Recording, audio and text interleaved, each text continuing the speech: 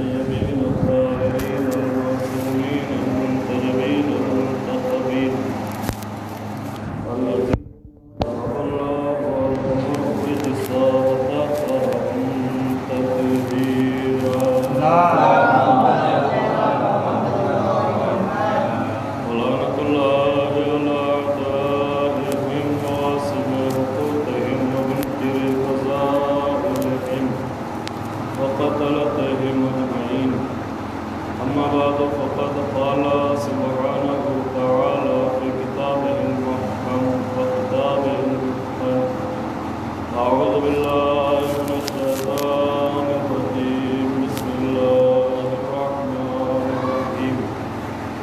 والله أخرجكم من بطون أمهاتكم لا تعلمون شيئا وجعل لكم السمع والأبصار والأفئدة لعلكم تشكرون. صلوات حضرت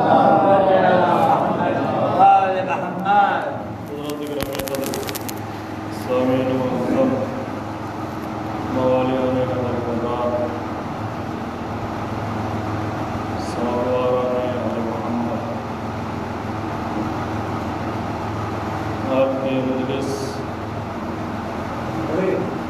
جس مناسبت سے منعقد کی گئی شہادت مولا کائنات حضرت علی بن ابی طالب علیہ السلام کی مناسبت سے یہ مجلس منعقد کی گئی ہے، اور ساری دنیا کو یہ پیغام اور یہ میسج پہنچ جانا چاہیے کہ آج کی وہ تاریخ جو 19ویں ماہ رمضان کی گزری ہے، اس تاریخ سے لے کر جس میں شب ضربت جسے کہا جاتا تھا، اس میں مولا کائنات کے سر پر مسجد کوفہ میں ابن ملجم نے وار کیا، اور 21ویں رمضان تک مولا کی شہادت ہونے تک جو یہ زندگی ہے اس کی طرف متوجہ ہو جانے کی ضرورت ہے۔ تو خاص طور سے جس طریقے سے 13 رجب کو ولادت منائی جاتی ہے اور 21 رمضان کو شہادت کی یادگار تازہ کی جاتی ہے، اسی طریقے سے اس بات کی طرف توجہ ہو جانا چاہیے کہ اہل بیت کی سیرت، اہل بیت کا کردار، اہل بیت کی گفتار اور اہل بیت کا طور طریقہ اور اہل بیت کا کلچر اور اہل بیت کا طرز زندگی، اگر ہم نے ان کی زندگی سے اور ان کی سیرت سے اور ان کی حیات سے ہم نے اپنی حیات کو نہ سنوارا تو نہ ان کی ولادت منانے کا کوئی فائدہ ہے، نہ شہادت منانے کا۔ لہذا اس غم کو ایک بہانہ بناتے ہوئے اہل بیت کی سیرت سے آگاہی ضروری ہے، تاکہ ہمیں معلوم ہو جائے کہ کس عالم میں اہل بیت نے زندگی کو گزارا، کس طریقے سے مولا کائنات نے زندگی کو گزارا۔ یہ وہ ذات والا صفات ہے کہ جس کے بارے میں تمام تاریخیں کہہ رہی ہیں کہ نہ اس سے پہلے اور نہ اس کے بعد اور نہ قیامت تک کوئی پیدا ہونے والا ہے، جس کے بارے میں کہہ دیا گیا ہے کہ کوئی ذات خانہ کعبہ میں مولا کائنات کے علاوہ پیدا نہیں۔ بہت بڑے بڑے عالموں نے اس جملے کو لکھا ہے، ابن حجر مکی نے لکھا ہے، محدث دہلوی نے مدارج النبوہ میں لکھا ہے کہ ولد امیر المومنین فی جوف الکعبہ، علی عین کعبہ میں پیدا ہوئے ہیں، کعبے کے باہر پیدا نہیں ہیں۔ اور یہ ایسی فضیلت ہے کہ دنیا والے اس فضیلت کو ہضم نہیں کر سکتے، اس لیے کہ بت قدوں میں پیدا ہونے والے اور ہیں اور خدا کے گھر میں پیدا ہونے والے ہیں۔ جو اللہ نے فضیلت علی کو عطا کی ہے کہ علی پیدا ہوئے تو خدا کے گھر میں، اور اس کے بعد انتظام دیکھیں آپ کے انتظام قدرت کس طریقے سے ہے کہ ادھر مولا کائنات خانہ کعبہ میں پیدا ہوئے، اور خانہ کعبہ سے جب جناب فاطمہ بنت اسد مولا کائنات کو لے کر باہر نکلی، اور جب باہر آئی ہیں تو رسول خدا کو پایا کہ رسول خدا اپنی باہوں کو پھیلائے ہوئے ہیں کہ لائیے چچی جان میرے بھائی کو مجھے عطا کر دیجیے، اور اپنے بھائی کو اپنی آغوش میں لیا۔ ادھر فاطمہ بنت اسد نے کہا میرے لال معلوم نہیں یہ کیسا بچہ ہے، جب سے پیدا ہوا ہے نہ روتا ہے نہ آنکھیں کھولتا ہے نہ کچھ کہنے کی کوشش کرتا ہے نہ یہ دودھ پیتا ہے۔ یہ جب سے پیدا ہوا ہے نہ اس نے آنکھیں کھولی ہیں نہ اس نے دودھ پیا ہے نہ یہ رویا ہے۔ ایک مرتبہ رسول خدا نے اپنے ہاتھوں پر علی کو لینے کے بعد اپنی زبان علی کے دہن میں اتاری، اور ادھر مولائے کائنات کا رسول کی زبان کو چوسنا تھا کہ ایک مرتبہ آنکھیں کھول دی، اور پہلی زیارت جو مولائے کائنات نے اس دنیا میں آنے کے بعد کی ہے وہ چہرہ رسول کی زیارت کی۔ رسول کے چہرے کی زیارت کرنے کے بعد اور لعاب دہن رسول کو اپنی پہلی غذا بنانے کے بعد اب خدا جانے کہ کیا کیفیت تھی، کون سا علم تھا جو منتقل ہو گیا، کون سا نور تھا جو منتقل ہو گیا کہ یہ بچہ اپنے نبی سے مخاطب ہوا، کہا یا رسول اللہ اب بتائیں کہ کیا سنایا جائے، کہے تو توریت سنا دوں، کہے تو زبور سنا دوں، کہے تو انجیل سنا دوں، کہے تو قرآن سنا دوں۔ اب لوگ کہہ دیتے ہیں کہ صاحب بڑھانے کی بھی حدیں ہیں، نبی تو 40 سال بعد پڑھیں گے اور علی پیدا ہوتے ہی پڑھنے لگے۔ میں نے کہا بھائی اس پہ تعجب نہ کرو کہ علی نے کیسے پڑھ دیا، تمہیں تو تعجب اس پہ کرنا چاہیے کہ نبی نے کیسے سن لیا، اس لیے کہ ابھی قرآن نازل نہیں ہوا ہے۔ لیکن میں رسول اللہ ہی سے سوال کر لوں کہ یا رسول اللہ ابھی تو قرآن نازل نہیں ہوا، ابھی تو علی بولنے کے لائق بھی نہیں ہے، مگر علی کلام کر رہے ہیں، 3 دن کا بچہ ہے، 3 دن ہو گئے خانہ کعبہ میں پیدا ہوئے، 12 رجب گزرنے کے بعد 13ویں کی شب میں مولائے کائنات کی ولادت ہوئی، اور 16 رجب کی شب میں جناب فاطمہ بنت اسد خانہ کعبہ سے باہر آئی۔ 3 دن کا بچہ ہے۔ اب دنیا کہہ سکتی ہے کہ صاحب کہیں بچے بھی بولا کرتے ہیں، میں نے کہا بھائی علی کی فضیلتیں روایتوں کی محتاج نہیں ہے، قرآن کی آیتیں گواہی دے گی۔ کیسے گواہی دے گی؟ سورہ مریم جناب عیسیٰ کا واقعہ پڑھیں، ابھی تو عیسیٰ 3 گھنٹے کے ہیں، مگر کسی نے تعجب نہیں کیا کہ گہوارے میں پڑے ہوئے عیسیٰ نے گواہی دی، انی عبداللہ آتانی الکتاب وجعلنی نبیا، میں اللہ کا بندہ ہوں، اللہ نے مجھے کتاب دی ہے اور نبی بنا کے بھیجا ہے۔ کسی نے تعجب نہ کیا۔ میں یہی تو کہتا ہوں معرفت کے منزلوں میں تو ہمیں عیسائی مسلمانوں سے زیادہ نظر آئے، وہاں 3 دن کا عیسیٰ بولا کسی کو تعجب نہیں ہوا، یہاں 3 دن کے علی بول اٹھے تو سب کو تعجب ہے۔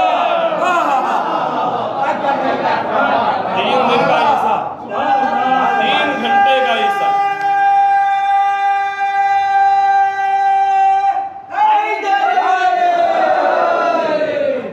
تعجب تو انہیں بھی تھا، وہ بھی یہ سمجھ رہے تھے کہ یہ کوئی عام بچہ ہے۔ فوراً انہوں نے کہا کیفا نکلم من کان فی المہد صبیا، ہم اس سے کیسے کلام کر سکتے ہیں کہ جو ابھی گہوارے میں ہے، جو ابھی بولنے کے لائق نہیں ہے۔ مگر عیسیٰ بول اٹھے، قالا انی عبداللہ، عیسیٰ نے کہا کہ میں اللہ کا بندہ ہوں، آتانی الکتاب، اور مجھے کتاب دی گئی ہے، وجعلنی نبیا، اور اللہ نے مجھے نبی بنا کے بھیجا ہے۔ میں کہوں گا عیسیٰ تمہارے ہاتھ میں کوئی کتاب نہیں ہے، عیسیٰ تمہارے ہاتھ میں کوئی انجیل نہیں ہے، تمہارے سر پہ کوئی تاج نبوت سجا نہیں ہے، مگر تم نے کہا تو عیسائیوں نے مان لیا کہ جو بچہ بولتے ہی پیدا ہوتے ہی بول جائے اور اپنے کتاب لانے کا دعویٰ کر دے، اپنے نبی ہونے کا دعویٰ کر دے، تو انہیں تو شک کرنا چاہیے تھا کہ پہلے کتاب لے آؤ تب نبی مانیں گے، 40 سال کے ہو جاؤ تب نبی مانیں گے، پہلے کوہ طور کی منزلوں کو طے کر لو تب نبی مانیں گے، پہلے آیتیں آ جائیں تب نبی مانیں گے، مگر اللہ اکبر ادھر بچے کا کلام کرنا تھا کہ ادھر عیسائیوں کے دہن پہ تالے پڑ گئے اور سب نے مان لیا کہ اللہ نے جس بچے کو بولنے کی طاقت عطا کی ہے اسے نبی بھی بنا دیا ہے۔ اور ایک بات کو لوگوں کے ذہنوں سے نکال نکال لیا گیا۔ وہ جو یہ کہہ رہے تھے کہ صاحب علی خلیفہ رسول کیسے ہو سکتے ہیں، کہ علی تو سب سے بچے تھے، 10 سال کے تھے، 12 سال کے تھے، 13 سال کے تھے، اور علی سے بڑے بڑے موجود تھے، مگر عیسیٰ نے آنے کے بعد یہ بات بھی واضح کر دی کہ نبوت ہو یا امامت ہو، عہدہ عمر کا محتاج نہیں ہوتا۔ نبی جب پیدا ہوتا ہے تو نبی ہوتا ہے۔ اعلان تو دنیا والوں کے لیے کیا جاتا ہے تاکہ دنیا کو معلوم ہو جائے کہ کون نبی ہے، کون امام ہے، کون عہدہ لے کر آیا ہے، اور اللہ اکبر ادھر رسول نے اپنی آغوش میں لیا۔ اب یہاں پر بھی پوری تاریخ گواہ ہے کہ جنہیں شک ہے کہ علی کیسے بول اٹھے اور علی نے کیسے کلام کر لیا، تو قرآن کہہ رہا ہے کہ بچہ کلام کر سکتا ہے اگر اللہ کی طرف سے منتخب ہو۔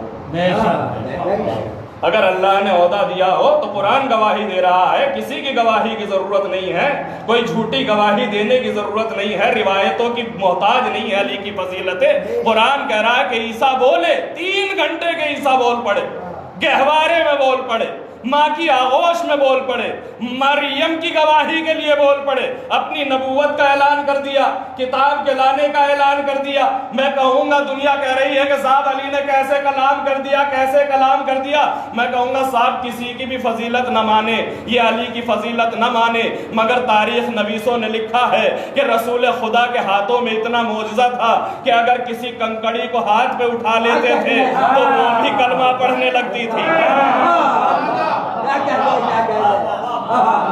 اور یہ واقعہ گواہ ہے کہ ایک دن رسول اسلام مکے کی گلیوں سے گزر رہے تھے، دنیا مجنوں کہہ رہی تھی، کوئی پاگل کہہ رہا تھا، کوئی دیوانہ کہہ رہا تھا، مگر اللہ اکبر یہ اللہ کا بندہ اپنی لگن میں لگا ہوا ہے، دین اسلام کو پھیلا رہا ہے۔ کہ ایک مرتبہ وہ مکے کا چودھری جسے ابو جہل کہا جاتا ہے، اس نے رسول کو گزرتے ہوئے دیکھا اور اس نے یہ سمجھا کہ یہ ہمارے ہی جیسا آدمی ہے، یہ اللہ کی باتیں بتا رہا ہے، جنت کی باتیں کر رہا ہے، فرشتوں کی باتیں کر رہا ہے، کوثر کی باتیں کر رہا ہے، نہ جانے کیسے کیسے خواب دکھا رہا ہے، ذرا اس کا امتحان لے لیا جائے۔ اس نے رستے سے ایک کنکڑی اٹھائی اور کنکڑی کو اپنی مٹھی میں دبانے کے بعد محمد ابن عبداللہ کے قریب آیا۔ اے محمد ابن عبداللہ، دنیا تمہیں رسول مانے یا نہ مانے مگر میں تمہیں رسول مان لوں گا۔ کہا کیا شرط ہے؟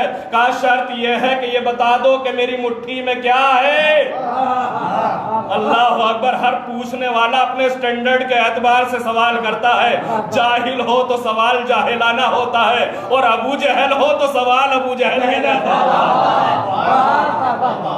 اسے یہ خبر نہیں کہ جو آسمان کی خبریں دے رہا ہو، جو جنت کی خبریں بتا رہا ہو، جو آسمان کی فرشتوں کی خبریں بتا رہا ہو، جو حوض کوثر کی خبریں بتا رہا ہو، جو حور خلمان کی خبریں بتا رہا ہو، جو حساب و کتاب کی خبریں بتا رہا ہو، جو میدان محشر کی خبریں بتا رہا ہو، جو جہنم کا عذاب بتا رہا ہو، جو جنت کی نعمتیں بتا رہا ہو، اس کے سامنے یہ کنکڑی کیا ہے؟ یہ کنکڑی کو دبائے ہوئے آیا، کہا میں آپ کو رسول مان لوں گا، یہ بتا دے کہ میری مٹھی میں کیا ہے۔ کہ نادان، یہ تیرا سوال ہے مگر میرا جواب سن، مجھ سے نہ پوچھ کہ تیری مٹھی میں کیا ہے، اس مٹھی کو کھول اور اس کنکڑی سے پوچھ کہ میں کون ہوں۔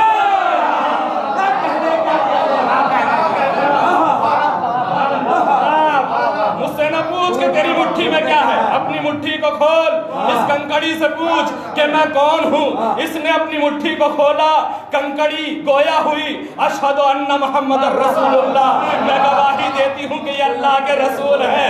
اگر سمجھ میں نہ آئے تو ابو جہل کی سمجھ میں نہیں آتا، اور سمجھ میں آ جائے تو اس رستے میں پڑی ہوئی کنکڑیوں کی سمجھ میں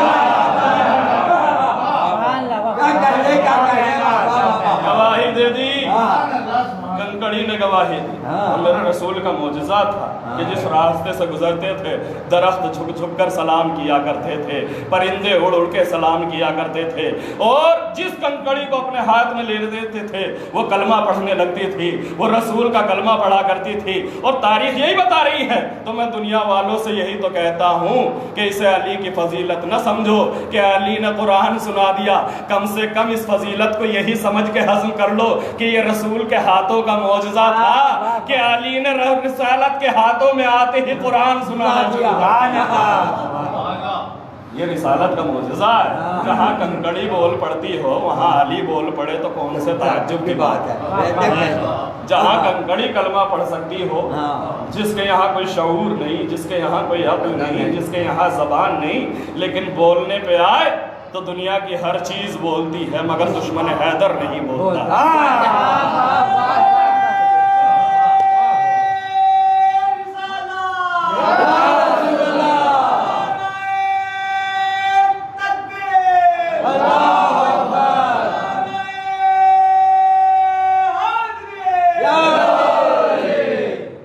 کیا ہوا؟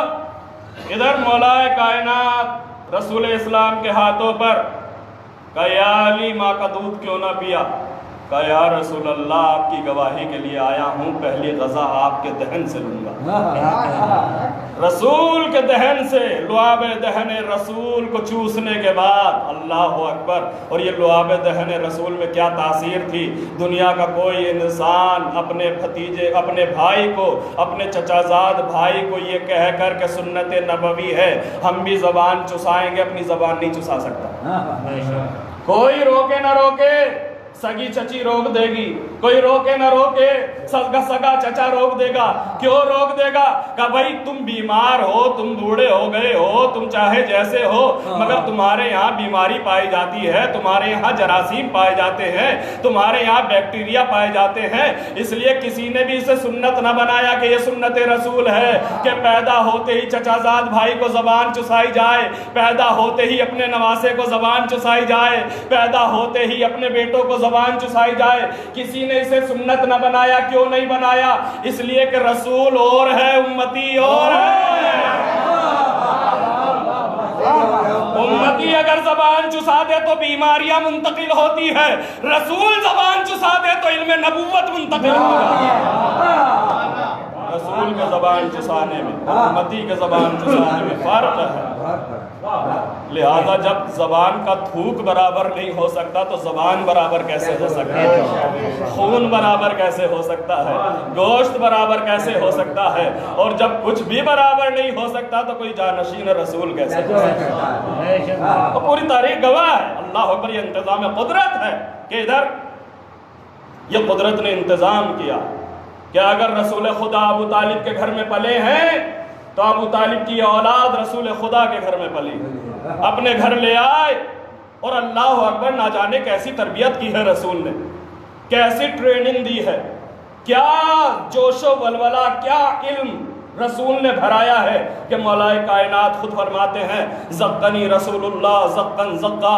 مجھے رسول اللہ نے ایسے علم بھرایا جیسے پرندہ اپنے بچے کے منہ میں دانہ رکھ دیتا ہے. اس طریقے سے علم بھرایا. خود رسول سے مولا فرماتے ہیں زقنی رسول اللہ زقن زقا. مجھے رسول اللہ نے ایسے علم بھرایا جیسے پرندہ اپنے بچے کے منہ میں دانہ چبا کے رکھ دیتا ہے، یعنی اسے زحمت نہیں دیتا، سارا علم دے دیا گیا. پوری تربیت ہوئی ہے. وہ تربیت جو جناب ابو طالب نے کی ہے کہ رسول اسلام پہ اگر کوئی خطرہ ہے تو اس جگہ پر کبھی عقیل کو لٹاتے ہیں، کبھی طالب کو لٹاتے ہیں، کبھی جعفر کو لٹا دیتے ہیں، کبھی علی کو لٹا دیتے ہیں. ساری کوشش یہ ہے کہ محمد بچ جائے، میری اولاد قتل ہو جائے. دنیا اسے کافر کہہ رہی ہے، دنیا کو اس کے ایمان پہ شک ہے، دنیا کو اس کے کلمے پہ شک ہے. اللہ اکبر. وہ کافر ایسے مسلمانوں سے اچھا تھا کہ جس نے رسول کو بچانے کے لیے اپنی اولاد کو قربان کر دیا. تربیت ہے. اور اسی تربیت کا نتیجہ ہے کہ جب 10 سال کا سن ہوا اور آیہ الہی اللہ کی طرف سے نازل ہوئی، اے میرے رسول وانذر عشیرتک الاقربین، اب اپنے گھر والوں کو اللہ کے عذاب سے ڈراؤ. جب یہ آیت نازل ہو گئی،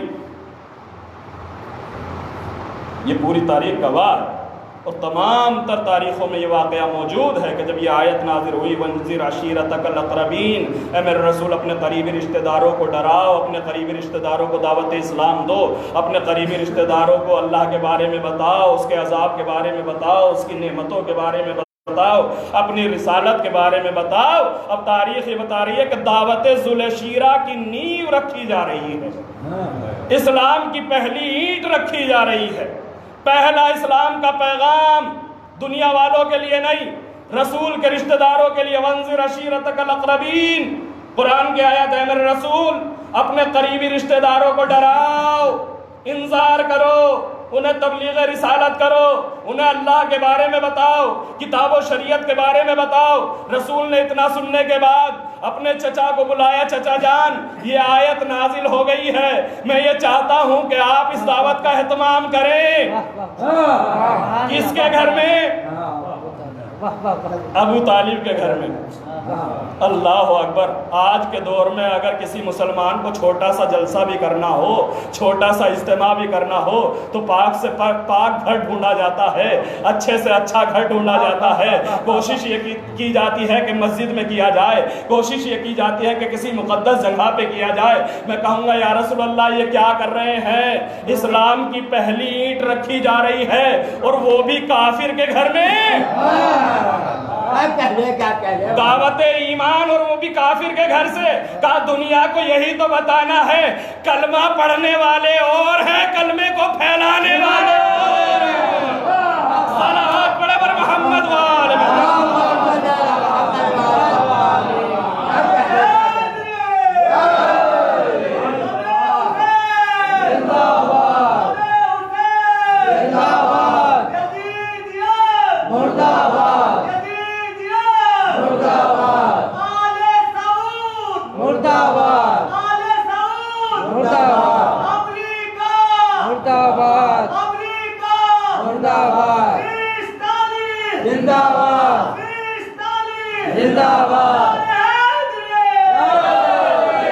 یہ پوری دعوت اسلام، اللہ اکبر، پہلی اینٹ اسلام کی رکھی جا رہی ہے۔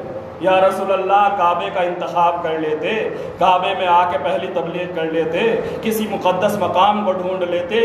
یہ کیا کر رہے ہیں کہ رہتی دنیا تلک تاریخ لکھے گی کہ شبے جب رسول کے اوپر یہ آیت نازل ہوئی وانذر عشیرتک الاقربین، تو رسول نے پہلی اینٹ اسلام کی ایک کافر کے گھر میں رکھی ہے۔ اللہ اکبر۔ یہ ساری دنیا کے لیے پیغام امن ہے کہ دنیا دیکھے کہ جو دنیا کی نظر میں کافر ہے وہ رسول کی نظر میں مسلمان ہے۔ رسول کی نظر میں اس سے بہتر کوئی مسلمان اس وقت نہیں تھا، ورنہ رسول اس کے گھر کا انتخاب کر لیتے، رسول اس کے گھر کو معین کر لیتے۔ مگر تاریخ بتاتی ہے کہ ادھر دعوت ذو العشیرہ کا اہتمام ہوا، ابو طالب نے انتظام کیا، دعوت ہوئی ہے، پہلے کھلایا گیا۔ جب کھانا کھا لیا گیا اب یہ اعلان ہوا کہ ایک پیغام ہے وہ سنایا جائے گا کہ ایک مرتبہ ابو لہب نے اس بات کو محسوس کر لیا کہ کیا سنایا جانے والا ہے، اور اس نے فوراً کہا کہ اے لوگو یہ تو جادوگر ہے، اس کی باتوں میں آنے کی ضرورت نہیں ہے۔ ابھی نہیں دیکھا کہ کتنے تھوڑے سے کھانے کو انہوں نے کتنا زیادہ کر دیا اور سب کا پیٹ بھر دیا اور کھانا بھی بچا ہوا۔ اب لوگوں کی سمجھ میں آ گئی، اب فوراً لوگ اٹھے اور اٹھ کر چل دیے۔ دوسرا دن ہوا، رسول دل میں رنجیدہ ہیں، غمگین ہیں، حزین ہیں کہ ایک مرتبہ دوسرا دن ہوا، پھر ابو طالب نے انتظام کیا، اپنے گھر میں کھانے کا انتظام ہے، اور ان کے لیے انتظام جن کے کھانے میں کوئی گنتی نہیں ہوا کرتی تھی، ان کے لیے کھانے کا انتظام کہ کھانا کم نہ پڑنے پائے، پورا دسترخوان لگا دیا گیا۔ اب تاریخ بتاتی ہے کہ دوسرا دن بھی ویسے ہی ہوا کہ کھانا کھاتے ہی ابو لہب نے شور مچایا کہ اے لوگوں اس کی باتوں میں نہ آنا، یہ جادوگر ہے، یہ اس نے ذرا سے کھانے کو زیادہ کر دیا ہے، یہ آسمان کی باتیں بتا رہا ہے، اسے زمین کی خبر نہیں ہے، اس کی باتوں میں آنے کی ضرورت نہیں ہے۔ لوگوں نے پھر اس ہنگامے میں گھر سے باہر نکل آئے۔ رسول رنجیدہ خاطر ہیں کہ ایک مرتبہ ابو طالب قریب ہوئے، اور قریب ہونے کے بعد کہا اے محمد ابن عبداللہ، اے میرے پیارے بھتیجے، اے عبداللہ کی آنکھوں کی ٹھنڈک، اے آمنہ کی لخت جگر، تجھے گھبرانے کی ضرورت نہیں ہے، ابھی تیرا چچا تیری حمایت میں زندہ ہے، کل تیرا پیغام پہلے سنایا جائے گا، بھیڑ بعد میں جائے گی۔ تاریخ بتاتی ہے کہ دسترخوان لگایا گیا، تیسرا دن دسترخوان لگا دیا گیا، لوگوں نے دسترخوان پہ جم کے روٹیاں توڑی، اور توڑنے کے بعد جیسے ہی رسول اللہ کھڑے ہوئے کہ میرے پاس ایک پیغام ہے وہ میں تمہیں سنانا چاہتا ہوں، ایک مرتبہ ابو لہب کھڑا ہونا چاہتا ہے کہ تاریخ یہ بتاتی ہے کہ ایک کونے سے ایک بوڑھا اٹھا، مگر اس کا زور اتنا تھا کہ ابو لہب کے گریبان میں ہاتھ ڈالنے کے بعد زمین پہ جھٹک دیا، کم بخت بیٹھ جا، جب تک میرا بھتیجا اپنا پیغام نہ سنا دے کوئی اپنی جگہ سے اٹھے گا نہیں۔ لہب کو دبایا، دوسرے ہاتھ سے محمد ابن عبداللہ کے حوصلوں کو بلند کیا. قم یا سیدی و مولائی، اے میرے سردار، اے میرے مولا کھڑے ہو جائیں. قل ما شئتا، اور جو آپ کا دل چاہے وہ بیان کریں. کسی طرح کی کوئی پابندی نہیں ہے. اب رسول اسلام نے پیغام سنایا، اے لوگوں دیکھو میں ایک خدا کا پیغام لے کر آیا ہوں. ابھی تم ہزاروں خداؤں کو سجدے کر رہے ہو، 365 خدا تم نے کعبے میں رکھ رکھے ہیں، مگر سنو میں خدا کا پیغام لے کر آیا ہوں اور میں اس کا رسول ہوں، اس کی شریعت کو لانے والا ہوں، اس کی کتاب کو لانے والا ہوں. مجھے یہی تو تعجب ہوتا ہے کہ تاریخ اسلام میں عیسائیوں نے اس منظر کو قبول کر لیا تھا، مگر رسول 40 سال کی زندگی گزارنے کے بعد یہ پیغام سنا رہے ہیں، مگر کوئی سننے کے لیے تیار نہیں ہے. کہ ایک مرتبہ رسول نے کہا کہ دیکھو جو اس راہ میں میری مدد کرے گا وہ میرا جانشین ہوگا، سبحان اللہ، وہ میرا جانشین ہوگا، وہ میرا خلیفہ ہوگا، وہ دنیا میں اور آخرت میں میرا بھائی ہوگا. رسول نے جیسے ہی یہ اعلان کیا، تاریخ بتاتی ہے کہ مجمع پہ سکوت طاری تھا، اس لیے کہ سب کو معلوم تھا کہ کچھ دیا نہیں جا رہا ہے بلکہ قربانی مانگی جا رہی ہے. سب خاموش. کہ تاریخ بتاتی ہے کہ ایک گوشے سے 10 سال کا بچہ کھڑا ہوا، کہا یا رسول اللہ میں آپ کی مدد کے لیے تیار ہوں، انا ناصرک یا رسول اللہ، اے اللہ کے رسول میں آپ کی مدد کرنے کے لیے تیار ہوں. تاریخ بتاتی ہے کہ رسول نے علی کو بٹھایا، کہا اے علی ابھی بیٹھ جاؤ. پھر دوبارہ اعلان کیا کہ دیکھو میں خدا کا پیغام لے کر آیا ہوں، ایک دین اور ایک شریعت لے کے آیا ہوں، میں اس کا رسول ہوں، اس کا پیغمبر ہوں. جو اس راستے میں میری مدد کرے گا وہ میرا جانشین ہوگا، وہ میرا خلیفہ ہوگا. پہلے ہی دن رسول اسلام نے علی کی خلافت کا اعلان کر دیا. تاریخ بتاتی ہے پھر علی کھڑے ہوئے، انا ناصرک یا رسول اللہ. 10 سال کے ہیں علی اعلان کر رہے ہیں کہ میں آپ کی مدد کرنے کے لیے تیار ہوں، مگر رسول اسلام نے پھر بٹھا دیا. تیسری مرتبہ پھر کہا کہ کوئی ہے جو اس راستے میں میری مدد کرے گا.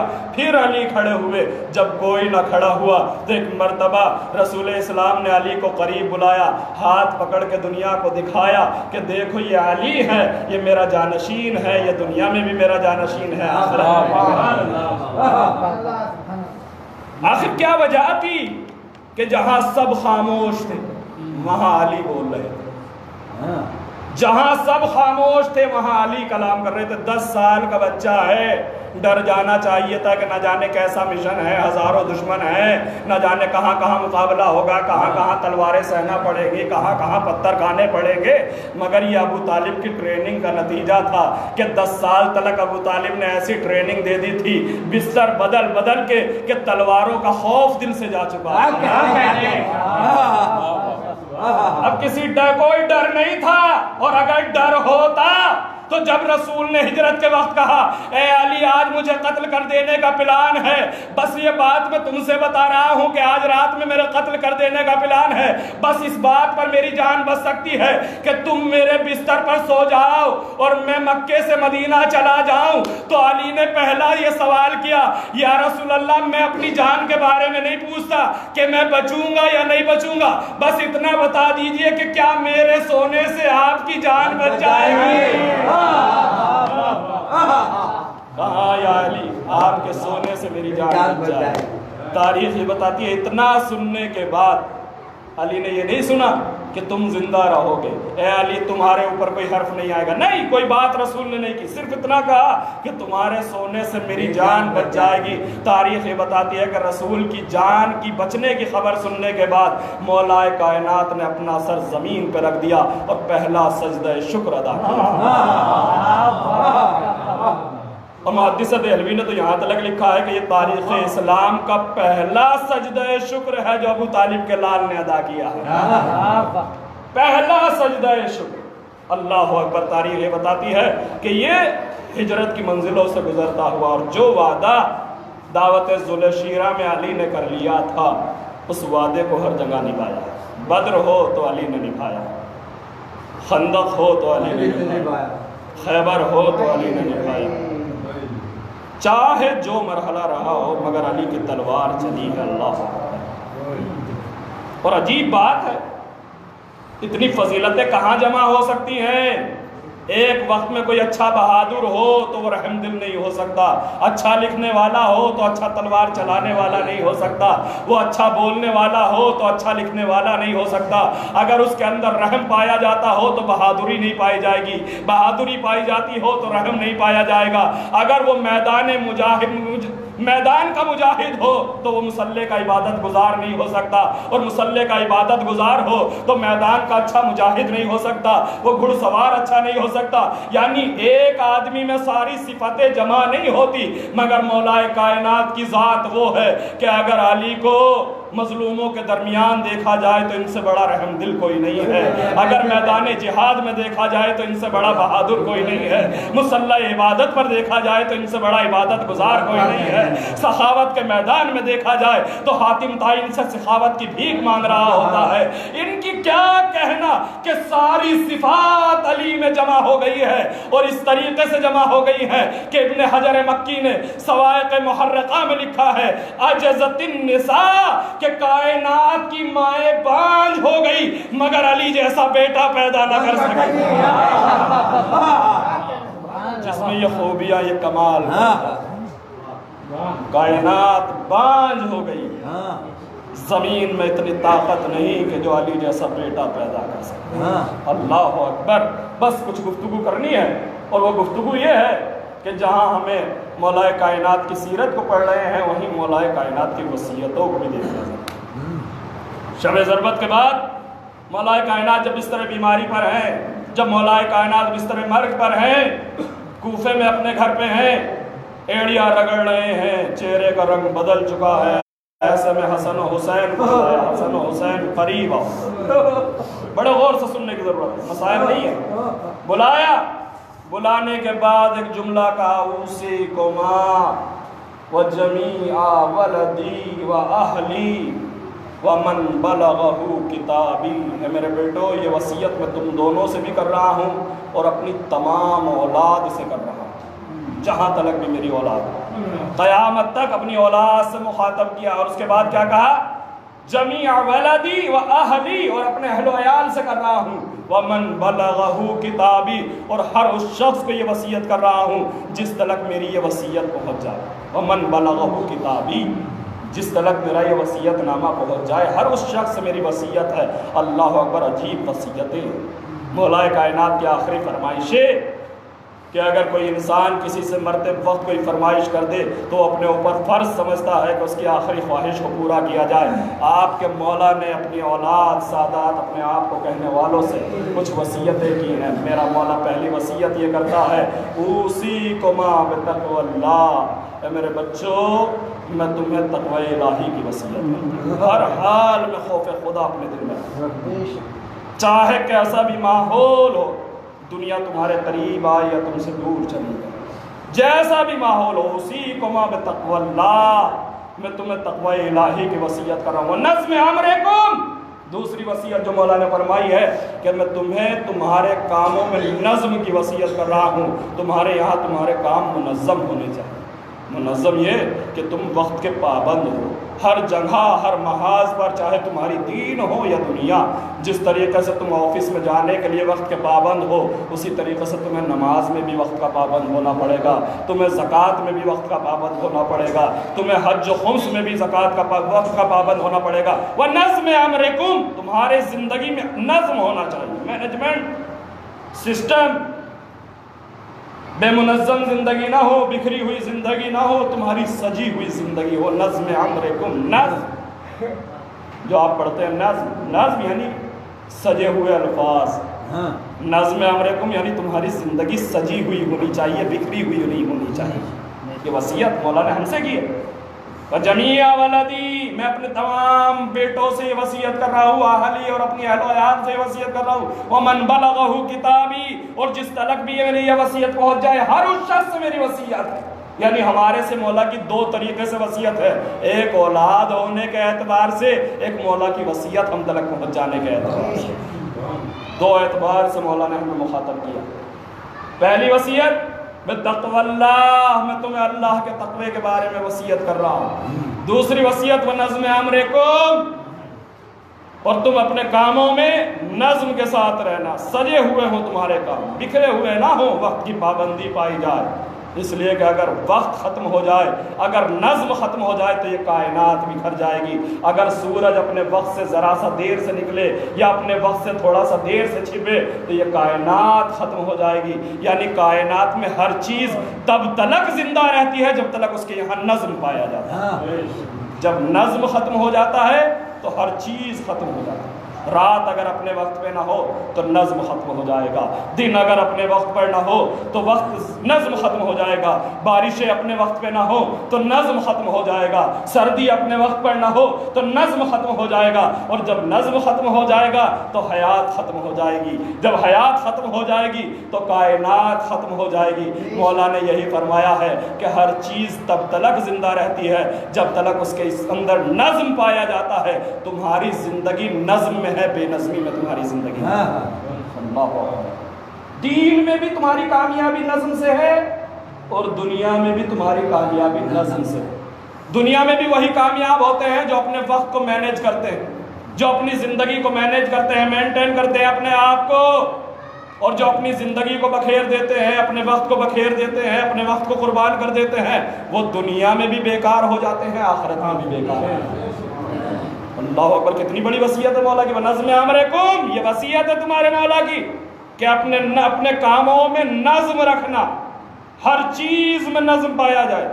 تیسری وصیت جو مولا نے فرمائی، دیکھو دنیا کی اطاعت نہ کرنا اگرچہ وہ تمہارے پیچھے پیچھے چلنے لگے۔ اللہ اکبر، چاہے وہ تمہارے سامنے کتنی بھی سج کے آئے، کتنی بھی دھج کے آئے، مگر دنیا کی پیروی نہ کرنا، دنیا کی اطاعت نہ کرنا، دنیا کے پیچھے پیچھے نہ چلنا، اگرچہ وہ تمہارے پیچھے چلنے کی کوشش کرنے لگے، اگرچہ وہ تمہارا ساتھ نہ چھوڑ رہی ہو۔ چوتھی وصیت مولا نے فرمائی، اور دیکھو دنیا کی کسی چیز کے جانے پہ افسوس نہ کرنا۔ یہ افسوس نہ کرنا کہ یہ میرے ہاتھ سے چلی گئی ہے، دولت میرے ہاتھ سے چلی گئی ہے، کاروبار میرے ہاتھ سے چلا گیا، یہ پیسہ میرے ہاتھ سے چلا گیا۔ اس دنیا میں کسی چیز کو بقا نہیں ہے، ہر چیز فنا ہونے ہے۔ افسوس نہ کرنا کوئی چیز اگر ہاتھ سے چلی جائے، اللہ کے اوپر بھروسہ رکھنا، اگر دنیا تمہارے پیچھے بھی آئے تو اس کی اطاعت نہ کرنا، اور دنیا تمہارے ہاتھ سے چلی جائے تو افسوس نہ کرنا۔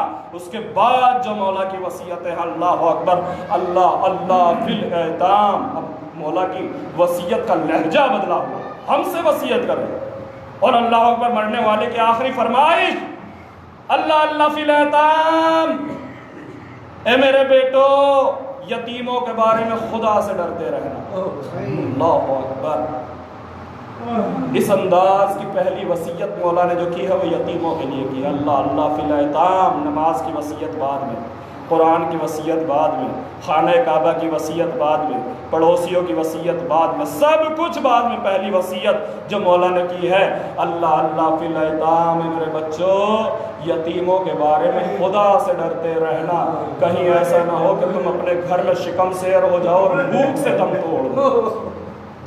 وصیت اللہ پر کتنا تڑپتا ہے مولا یتیموں کے لیے۔ ابن ابی الحدید معتزلی نے بڑی عمدہ کتاب لکھی ہے، جورج جرداف نے ایک کتاب لکھی ہے، صوت العدالت الانسانیہ، کرسچن ہے، عیسائی ہے، لبنان کا رہنے والا ہے، ایک کتاب لکھی ہے عدالت انسانی کی آواز، صوت العدالت الانسانیہ، انسانی عدالت کی آواز۔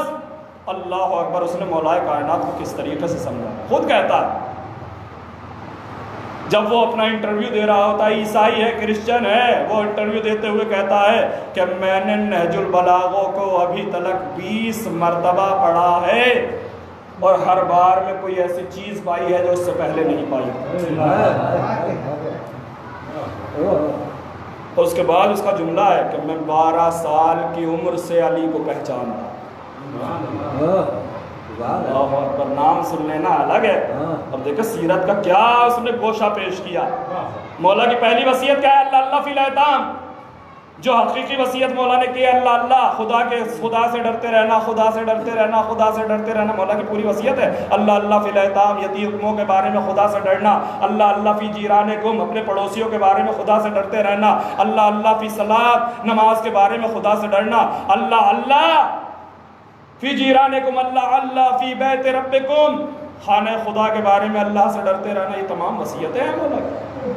لیکن اس کے باوجود جو پہلی وصیت کیا ہے یتیموں کے بارے میں، اللہ فی الایتام، پہلی وصیت نماز سے پہلے، قرآن سے پہلے، پڑوسیوں سے پہلے، خانہ خدا سے پہلے جو مولا نے کی ہے وہ یتیموں کے بارے میں کی ہے۔ اللہ فی الایتام، میرے بیٹو یتیموں کے بارے میں خدا سے ڈرو۔ اللہ اکبر۔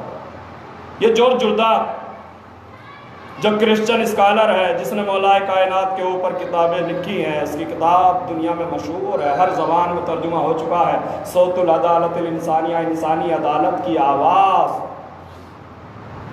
مسلم عدالت کی آواز نہیں، انسانی عدالت کی آواز۔ اس کے مقدمے میں اس نے عجیب گفتگو کی اور یہ کہتا ہے کہ علی کو سمجھنا ہے تو اس طریقے سے سمجھو کہ اگر کہیں پر کوئی چھوٹا سا پانی جمع ہو تو اس میں اضطراب اور پریشانی پیدا کرنے کے لیے، موجیں پیدا کرنے کے لیے ہلکا سا اشارہ کر دینا کافی۔ اس سے زیادہ پانی ہو تو ایک ڈلا مار دیا جائے تو اس کے اندر اضطراب پیدا ہو جاتا ہے۔ ایک تالاب کا پانی ہو، اگر اس کے اندر اضطراب پیدا کرنا ہو تو ایک اینٹ مار دی جائے تو اس کے اندر اضطراب پیدا ہو جاتا ہے۔ ایک نہر کا پانی ہو تو اس سے زیادہ وزن اس میں ڈالا جائے تب اس کے اندر اضطراب پیدا ہوتا ہے۔ مگر اگر کہیں پر سمندر پھیلا ہوا ہو تو اس میں اضطراب پیدا کرنے کے لیے اینٹ سے کام نہیں چلنے والا، کوئی موٹے پتھر سے کام نہیں چلنے والا، پہاڑوں کو گرایا جائے تب اس کے اندر لہریں پیدا ہوتی ہے، اضطراب پیدا ہوتا ہے۔ وہ کہتا ہے دنیا کے ہر سمندر میں کہیں نہ کہیں پر اضطراب پیدا ہو سکتا ہے، مگر علی وہ سمندر ہے کہ جس کے اندر اضطراب پیدا نہیں ہوتا۔ حد تو یہ ہے کہ وہ تلوار کو سائے میں سوئے تو بھی اضطراب پیدا نہیں ہوتا، وہ گھوڑوں سے دوڑ جائے تب بھی اضطراب نہیں پیدا ہوتا، اس کا حق چھین لیا جائے تب بھی اضطراب پیدا نہیں ہوتا، اس کی زوجہ پہ دروازہ گرا دیا جائے تب بھی اضطراب پیدا نہیں ہوتا۔ علی پریشان نہیں ہوتا، چاہے جیسی منزل ہو، مرحب اس کے سامنے ہو، اضطراب پیدا نہیں ہوتا۔ عمرو بن عبد ود اس کے سامنے ہو، اضطراب پیدا نہیں ہوتا۔ انتر اس کے سامنے ہو، اضطراب پیدا نہیں ہوتا۔ حد تو یہ ہے کہ اس نے صفین میں 70,000 لوگوں کو قتل کرا مگر اس کے اندر اضطراب پیدا نہ ہوا۔ لیلۃ الحریر میں صفین کی ایک رات میں پوری رات جنگ کرتا رہا مگر علی کا کلیجہ کہیں ہلتا ہوا دکھائی نہیں دیا۔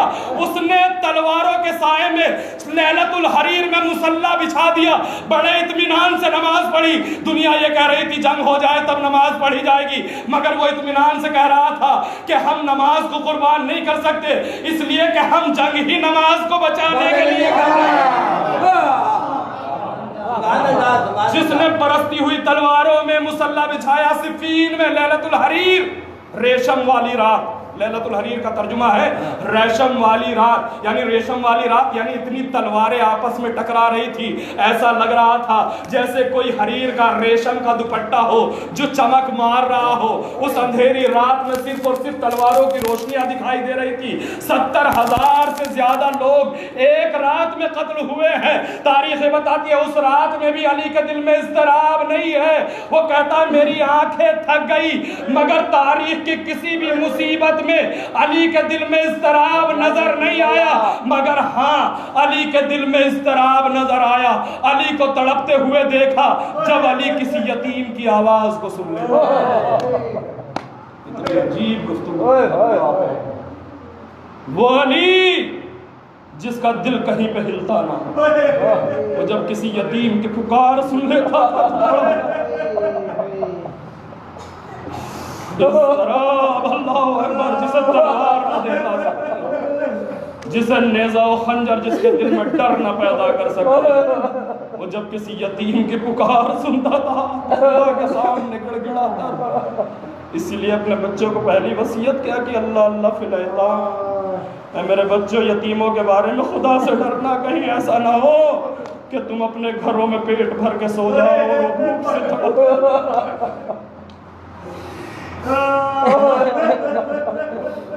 کتنی عظیم وصیتیں ہیں، اللہ اکبر۔ کہیں موقع ملا تو پوری وصیتیں بیان کی جائیں گے، نہج البلاغہ میں مولا کی وصیتیں موجود ہیں۔ اللہ میں کہوں گا مولا یتیموں کا بڑا خیال، یتیموں پہ بڑی نظر کرم ہے مولا، اپنے بچوں کو وصیتیں کر رہے ہیں، اپنی اولاد کو وصیتیں کر رہے ہیں، یتیموں کے بارے میں خبردار رہنا مولا۔ ذرا کربلا میں آئیے، ارے 4 سال کی یتیمہ، کوئی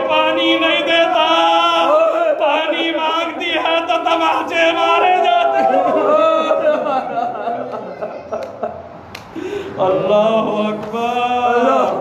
वो रात करीब आ रही है जिसमें मेरा मौला दुनिया से जाने वाला है। तारीख ये बताती है कि 19वीं शब में मेरा मौला अपनी बेटी के यहाँ मेहमान है। उम्मे कुलसूम ने अपनी बाबा को मदू किया है, बाबा आज अफ्तार मेरे घर पे खाइएगा, बाबा आज सहर मेरे घर पे कीजिएगा। तारीख ये बताती है नमाज पढ़ाने के बाद मस्जिद कूफा से मौला अपनी बेटी उम्मे कुलसूम के घर पे गए। उम्मे कुलसूम के घर पे जाकर बैठे, बेटी ने दस्तरखान बिछाया। अल्लाह अकबर। अहले बैत के घर की हालत कि बेटी ने जौ की रोटियां, एक प्याले में दूध और एक ज़र्फ में नमक ला के रख दिया। दिल कुड़ रहा है कि बाबा के लिए कोई अफ्तार का इंतजाम न हो सका। अल्लाह अकबर। मौला ने बेटी का चेहरा उतरा हुआ देखा, करीब बुलाया उम्मे कुलसूम, इतना इंतजाम करने की क्या जरूरत थी? अरे बेटी इनमें से कोई एक ग़िज़ा उठा ले, ए मेरे लाल इस दूध के प्याले को उठा ले। एक मर्तबा उम्मे कुलसूम ने नमक को उठाना चाहा, कहा मेरे लाल कभी देखा है कि तेरे बाबा ने एक वक्त में 2 ग़िज़ाएं खाई हो? मेरे लाल इनमें से कोई एक ग़िज़ा उठा ले। कहा बाबा इसमें कुछ नहीं है। कहा मेरे लाल नहीं ये ग़िज़ा उठा ले। उम्मे कुलसूम ने नमक उठाना चाहा, अली ने हाथ पकड़ लिया, मेरे लाल इस दूध के प्याले को उठा ले। क्या ये चाहती है कि जब मैदान महशर में हिसाब किताब हो रहा हो तो इस दूध का प्याले का हिसाब देने के लिए तेरे बाबा को ज्यादा देर मंजिल हिसाब में खड़ा रहना पड़े? अल्लाह अकबर। बाबा की फरमाइश के आगे जब मैं कुलसूम ने दूध का प्याला हटा लिया, मेरे मौला ने जौ की रोटियां नमक के साथ अपना अफ्तार कर लिया, मुसल्ला इबादत पर आ गए। पूरी रात तकबीरों की आवाजें बुलंद रही कि एक मर्तबा जैसे जैसे सहर का वक्त करीब आ रहा था, मेरा मौला सहने खाना में आता था, आसमान की तरफ निगाह करता था और एक आहे सर्द कहता था, ए रात तुझे क्या हो गया है? अरे तू गुजरती क्यों नहीं? आज मेरे मालिक से मुलाकात होने वाली है। अल्लाह अकबर। उम्मे कुलसूम ने बाबा को परेशान देखा, एक मर्तबा दौड़ी हुई आई, बाबा अरे इतना परेशान आपको कभी नहीं देखा, आखिर क्यों इतना परेशान है? कहा बेटी उसकी बारगाह में जाना है कि जिसकी बारगाह के लिए तमाम अमाल अंजाम दिए जा रहे हैं। अल्लाह अकबर। बेटी ये उसकी बारगाह का जलाल है, ये उसकी बारगाह का ख्याल है। मेरे लाल तारीख बताती है सहर का वक्त आया, मुख्तसर सी सहर करने के बाद मौला घर से बाहर निकलना चाहते हैं। जैसे ही घर की कुंडी खोलते हैं कि एक मर्तबा मुर्गाबियों ने शोर मचाना शुरू किया। जो मौला के यहाँ परिंदे बन रहे थे, जो बत्तखें मौला ने पाल रखी थी, जो मुर्गाबियाँ मौला ने पाल रखी थी, उन्होंने चीखना शुरू किया। महसूस कर लिया कि अब हमारा मौला पलट के वापस ना आएगा। एक मर्तबा जैसे उनकी चीखों पुकार की आवाज सुनी, मेरे मौला ने एक जुमला कहा, अरे अभी मुर्गाबियों का शोर मच रहा है, कुछ देर में ज़ैनब और कुलसूम का गिरिया बुलंद होगा। अल्लाह अकबर। घर से बाहर निकले, मौला मस्जिद कूफा में आए, वुजू करने के बाद मुसल्ले अजान की गुलदस्ते अजान पर गए, अजान दी, इब्ने मुलजिम को बेदार किया, ए भाई उठ जा नमाज का वक्त हो गया है। अली को मालूम है कि किस मकसद के तहत लेटा हुआ है, अली को मालूम है कि मुझे मारने के लिए आया है, अली को मालूम है कि ज़रबत लगाने के लिए आया है, मगर अली ने उसे उठाया, भाई उठ जा नमाज का वक्त हो गया है। नमाजी आ गए, अली मेहराब इबादत में चले गए, पीछे सफ़े उस्तवार हो गई, मेरा मौला नमाज पढ़ा रहा है। तारीख ये बताती है जैसे ही दूसरी रकत के सजदे में मेरा मौला पहुंचा, इब्ने मुलजिम ने सर पे वार किया, 2 हिस्सों में सर शिगाफ हुआ। अली की ज़बान से जुमला निकला, खुस्तो रब्बिल काबा, रब्बे काबा की कसम, अली कामयाब हो गया। हसनैन आगे बढ़े, मौला के सर को एक रुमाल से बांधा, 2 हिस्सों में शिगाफ हो चुका था। सर को बांधने के बाद नमाज पूरी कराई गई। نماز کے بعد مولا کو ایک کمبل میں لپیٹ کر گھر کی طرف لے کر چلے. اللہ اکبر, زہر کا اثر جسم پہ اثر کر رہا ہے. تاریخ یہ بتاتی ہے ایسے عالم میں کہ جب مولا کا نشی کا عالم ہے, جب مولا کو اپنے حواس نہیں ہے, جیسے ہی گھر قریب ہوا آنکھوں کو کھولا, اپنی آنکھوں کو روکا, حسنین کا کان اپنے ذہن کے قریب کیا, میرے لال یہ میرے چاہنے والے ضرور ہیں مگر انہیں یہی روک دو, اس لیے کہ اس عالم میں مجھے زینب و کلثوم دیکھے گی تو اپنی آواز بے اختیار بلند کریں گے. اے میرے لال, میں نہیں چاہتا کہ میری زندگی میں زینب و کلثوم کی آواز کسی نامحرم کے کان میں پہنچے.